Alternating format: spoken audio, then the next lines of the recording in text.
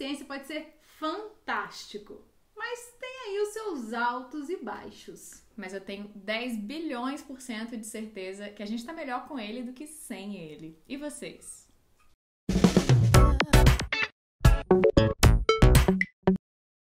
Se você acha interessante assistir canais de ciência como esse aqui, se você gosta de conteúdo científico, eu tenho uma recomendação maravilhosa pra você, que é o anime Dr. Stone. É um dos animes que representa melhor o pensamento científico, o método científico. A vantagem de você ter um protagonista que é um cientista, assim, com amor pela ciência, que os olhinhos brilham. Exato. Quando ele faz um experimento, a gente se sente muito representado, não é? Tudo começa com... A gente vai conhecendo esse cientista, né? A gente já sabe que ele é apaixonado pela ciência. Quando num determinado momento vem uma onda que petrifica todo o mundo.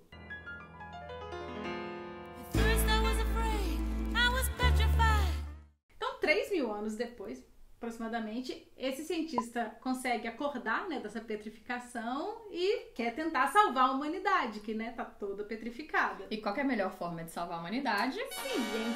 Ciência. Então ele começa a fazer vários experimentos para como que ele vai gerar a cura para a petrificação, que tem uma nerdologia excelente. E nessa tentativa de reviver a humanidade, né, e reconquistar a sociedade, como a gente conhece, no momento de desespero, uma das primeiras pessoas que ele acorda é a Vivi, pra perguntar como vão as coisas, né? Não, mentira. Uma das primeiras pessoas que ele acorda é o Tsukasa, né?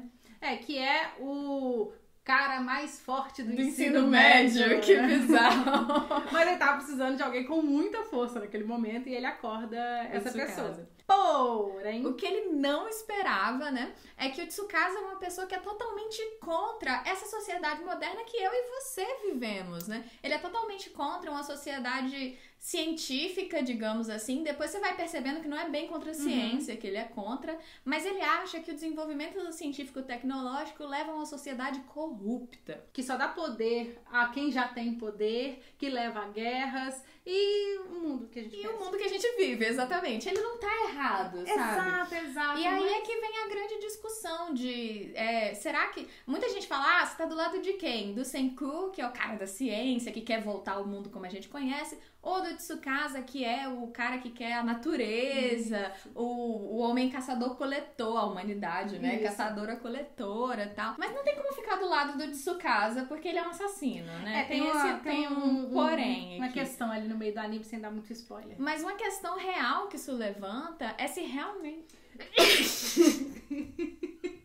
Mas uma questão real que isso levanta é se o progresso científico realmente é algo que a gente deveria repensar se é bom, né? Exato. Se realmente o progresso científico leva a esse mundo corrupto, só coisas terríveis. E além disso, não só se o progresso científico leva a isso, mas você consegue parar o progresso científico?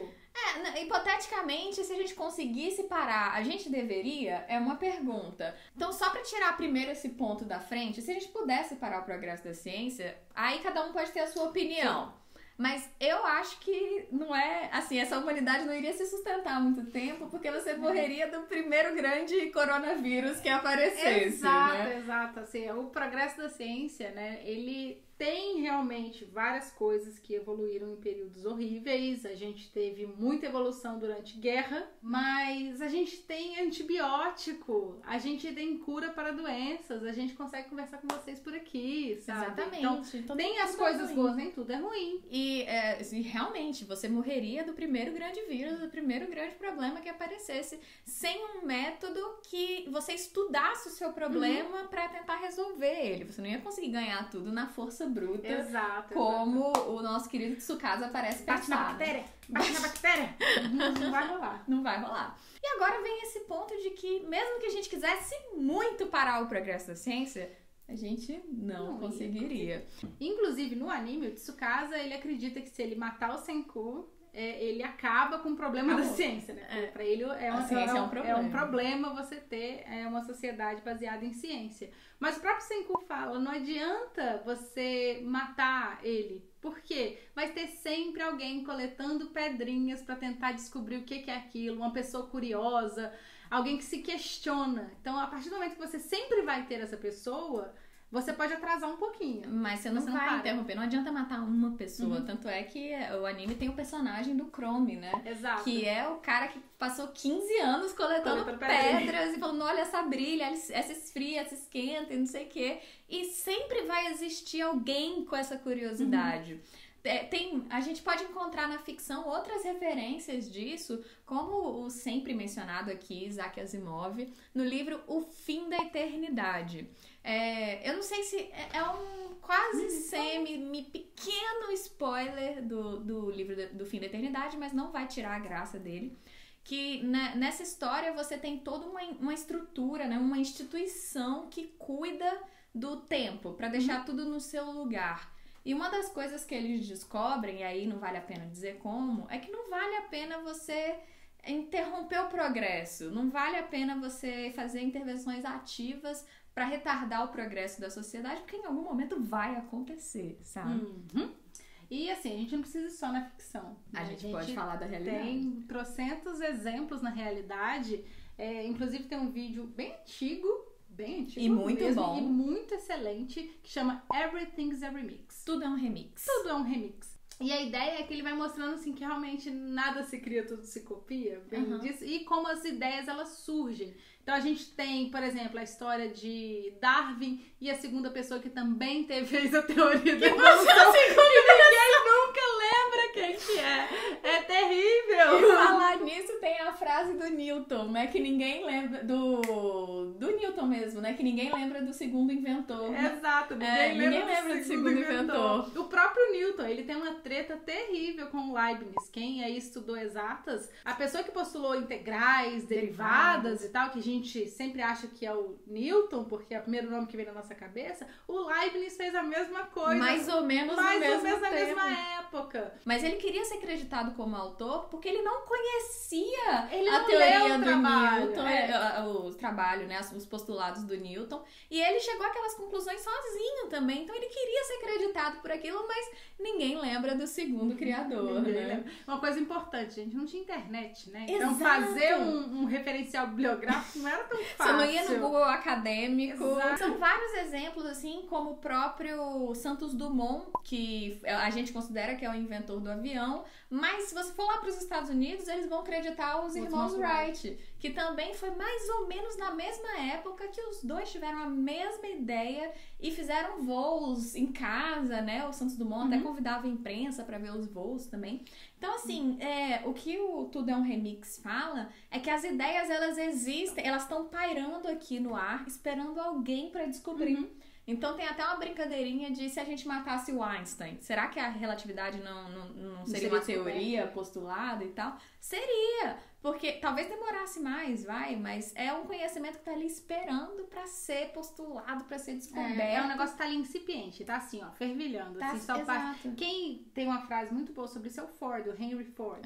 Ford, da Ford mesmo, que criou o processo fordiano, que ele fala, as ideias estão ali, a gente só precisa pegar e montar elas no jeito que funcione. Sim, exatamente. Então, assim, tá tudo incipiente. Alguém ia descobrir. Alguém vai fazer. Que não seja uma pessoa, que seja um grupo de pessoas, um que dê a ideia, outra que execute. As ideias, elas simplesmente existem, estão esperando para serem descobertas. Então, mesmo que o Tsukasa levantasse o maior exército do universo, matasse o Chrome, que é o cientista daquele tempo, matasse o Senku, que é o cientista do nosso tempo, nada disso adiantaria, porque a ciência progride independente de pessoas individuais. Ela progride como uma coisa quase viva. Nossa, lindo. Inclusive, o Átila tem um vídeo, Nerdologia, aqui um Nerdologia sobre o Dr. Stone. Ah, sim. Que ele comenta, assim, que além disso tudo, né, além dessa ciência, se essa coisa viva, o próprio Senku, ele não existiria. Ele não existiria. Porque ele tem conhecimento demais naquela cabeça, assim, ele realmente sabe de tudo. Obviamente, né, suspensão de descrença. Mas o conhecimento do Senku estaria na cabeça de várias pessoas. Mas a gente não pode também olhar, fazer vista grossa e dizer que o progresso da ciência realmente não deve ser parado, ou não parado, mas filtrado, olhado de uma forma crítica, porque realmente o progresso traz coisas boas e coisas ruins também. Então não significa que a gente tem que interromper, a gente tem que ter um olhar crítico, como está acontecendo hoje em dia com tecnologias como reconhecimento de faces, que no movimento Black Lives Matter principalmente teve várias denúncias de que a polícia estava usando para identificar manifestantes. Lá em Hong Kong também. Que o povo estava derrubando as câmeras todas por essa questão de privacidade. Tem um vídeo fantástico de lindo, apesar de ser muito trágica a história, tá?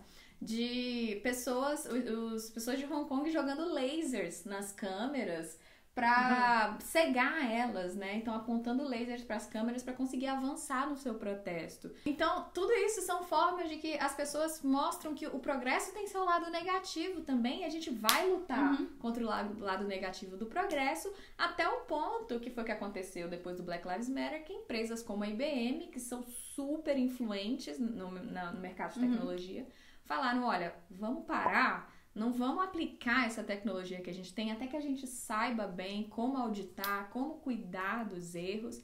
E é isso que está acontecendo agora também com modelos de linguagem.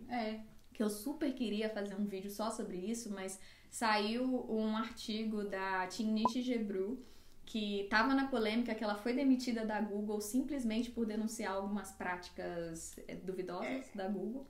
E ela lançou um paper agora junto com outras autoras maravilhosas também, justamente sobre como esses modelos de linguagem são grandes papagaios. Eles só repetem o que eles veem nos dados. E o que está nesses dados não é de todo bom. Sim, como a gente já falou, inclusive naquele vídeo maravilhoso com a Clara e com a Nina, que se o dado está enviesado e foram pessoas que fizeram aquele dado, o seu resultado vai estar super enviesado. Isso é um problemaço, assim, principalmente nessa parte de reconhecimento facial, essa parte de linguagem, você vê o preconceito ali, ó, na sua cara mesmo. Exatamente, no caso de reconhecimento facial, não, de visão computacional como um todo.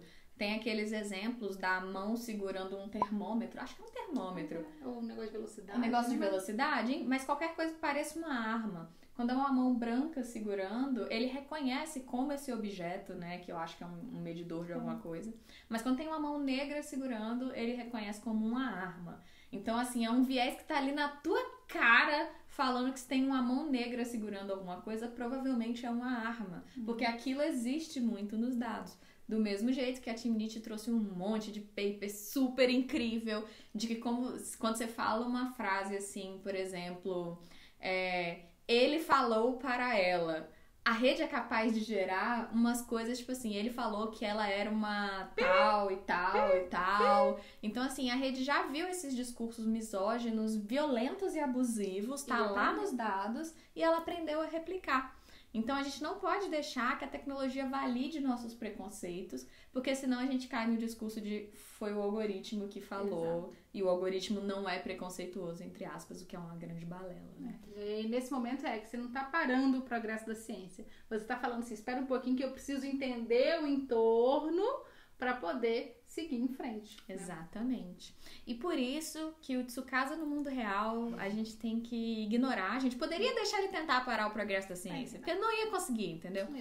Porém, o pessoal do vilarejo é fantástico para falar sobre como você precisa equilibrar o progresso da ciência. Eles levam o Senku a essa ideia de que eles vão fazer o reino da ciência sem derrubar nenhuma gota de sangue. Que em vez de inventar a pólvora, que ele poderia dizimar a galera com a bomba, com armas. Não, ele tenta outras estratégias que são inteligentes e salvam a vida de todo mundo que tá ali, né? Exato. E com essa mensagem bonita, que eu vou pedir pra vocês. Vocês são o quê? Time da ciência, né? O time do reino da ciência? Time do reino da ciência ou time... Ninguém é do time Tsukasa, né? Será? Vou colocar Comenta aqui se você é o time da ciência ou o time da natureza. Gostei. É um absurdo, né? Que a ciência também é natureza. Ciência também é natureza, é uma porcaria.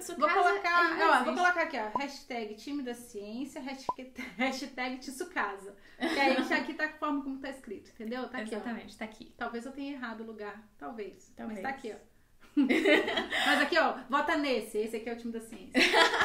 E é isso, galera. Se vocês não viram o anime, vejam o anime. Sim, vale muito a pena. Vejam o vídeo do Nerdologia que vai estar linkado aqui em algum lugar, falando sobre Dr. Stone um pouco mais. E vejam também o primeiro vídeo do Nerdologia, roteirizado e narrado por uma de nós. E coloquem aqui nos comentários. Vivi, escreve um roteiro pro Nerdologia.